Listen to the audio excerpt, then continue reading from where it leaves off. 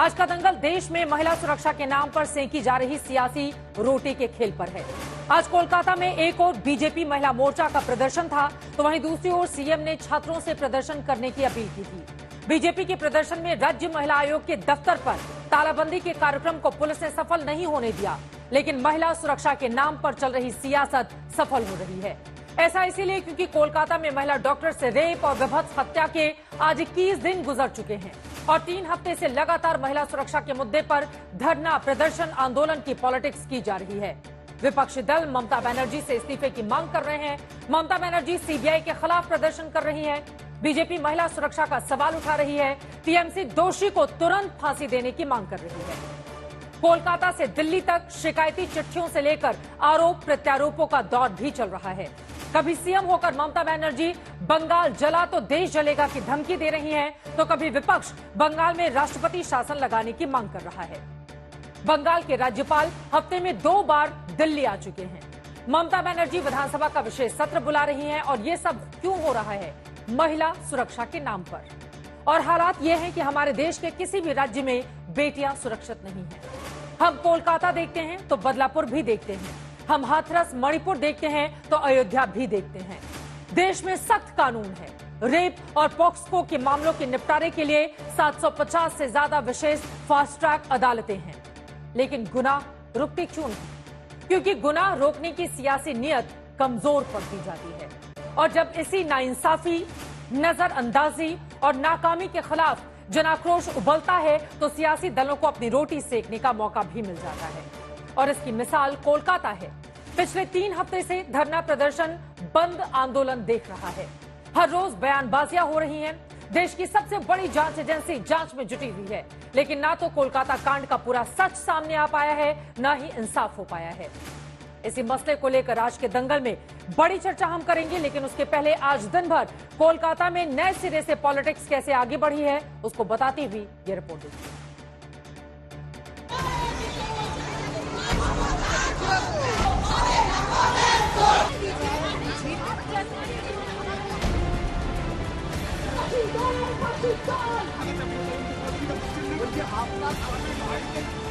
कोलकाता कांड के 21 दिन बीत गए, जांच जारी है। सियासी बयानबाजियां, दांव पेच आजमाए जा रहे हैं। सड़क पर रोज प्रदर्शन हो रहा है, मगर इंसाफ अब तक नहीं मिला। सियासत की चिंगारी दिल्ली तक पहुंच रही है। पश्चिम बंगाल के गवर्नर एक हफ्ते में दूसरी बार दिल्ली पहुंचे। इस बार केंद्रीय गृह मंत्री से 1 घंटे तक मुलाकात भी की। जाहिर तौर पर इस मुलाकात में पश्चिम बंगाल के हालात पर चर्चा हुई, लेकिन अंदरूनी तैयारी क्या, इसे लेकर कोई खबर नहीं, क्योंकि तृणमूल छात्र परिषद के मंच से ममता बनर्जी के बयान को लेकर भी राजनीति तेज हो चुकी है। ममता बनर्जी ने चेतावनी दी थी कि बंगाल जला तो बिहार, दिल्ली, असम, उत्तर पूर्व सब जलेंगे। इसे लेकर बिहार में ममता बनर्जी पर मुकदमा दर्ज हो गया। विपक्ष इस भड़काऊ बयान पर कार्रवाई की मांग कर रहा है। राज्य में बिगड़ते सियासी हालात के दबाव के बीच ममता बनर्जी ने 2 सितंबर से विधानसभा के विशेष सत्र की तैयारी कर ली। कोलकाता में प्रदर्शनों का सिलसिला आज भी जारी रहा। एक तरफ ममता बनर्जी ने टीएमसी के छात्र विंग को प्रदर्शन के लिए आह्वान किया, दूसरी तरफ बीजेपी महिला मोर्चा ने राज्य महिला आयोग के दफ्तर तक मार्च करके तालाबंदी की कोशिश की। हालांकि ये कोशिश कामयाब नहीं हुई। पुलिस ने बीजेपी प्रदर्शनकारियों को आगे बढ़ने नहीं दिया, हिरासत में ले लिया। बीजेपी महिला कार्यकर्ताओं का आज राज्य महिला आयोग दफ्तर पर हल्ला बोल था, लेकिन पुलिस उन्हें एकत्रित नहीं होने दे रही है, खदेड़ रही है, गिरफ्तार कर रही है। और इस वक्त मेट्रो स्टेशन के भीतर पुलिस की टीम घुस चुकी है, हाथ में ताला है। इनका कहना है कि महिला आयोग डिफंक्ट है, कोई काम नहीं कर रहा है, उसको ताला लगाना जरूरी है। प्रदर्शन की हालत ये कि एक दिन बीजेपी प्रदर्शन करती है, दूसरे दिन कांग्रेस, तीसरे दिन टीएमसी, चौथे दिन लेफ्ट। और कोलकाता के डॉक्टर, छात्र, आम लोग तो रोज कहीं न कहीं प्रदर्शन कर रहे हैं।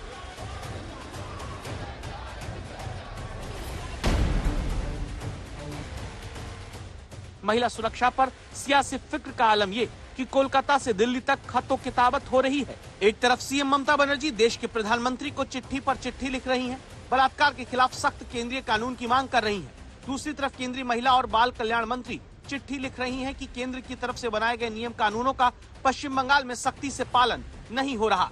केंद्र सरकार से लगातार सख्त कानून बनाने की सियासी मांग करती ममता बनर्जी को केंद्र सरकार ने बताया है कि देश में 1 जुलाई से लागू भारतीय न्याय संहिता में प्रावधान है कि धोखे से शारीरिक संबंध बनाने पर 10 साल की सजा है। 16 साल से कम उम्र की बच्ची से बलात्कार की सजा 20 साल से उम्र कैद तक है। 12 साल से छोटी बच्ची से रेप की सजा 20 साल से लेकर आखिरी सांस तक कैद है।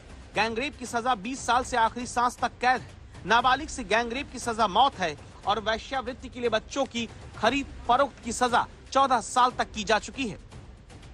लॉ होने से बात नहीं है, बात है इम्प्लीमेंट करने का। आप इम्प्लीमेंट नहीं कर रहे।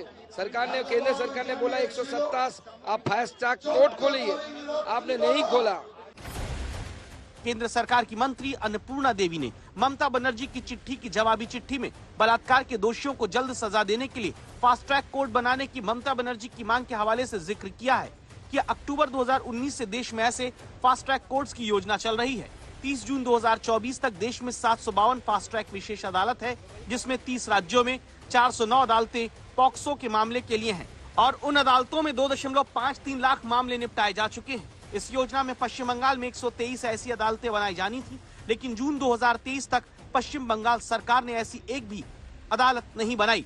8 जून 2023 के बाद बंगाल सरकार ने न सिर्फ 17 फास्ट ट्रैक कोर्ट्स खोली, जिसमें पॉक्सो के लिए सिर्फ 6 फास्ट ट्रैक अदालत है, और यह हालत तब जब पश्चिम बंगाल में बलात्कार और पॉक्सो के 48,600 से अधिक मामले लंबित हैं।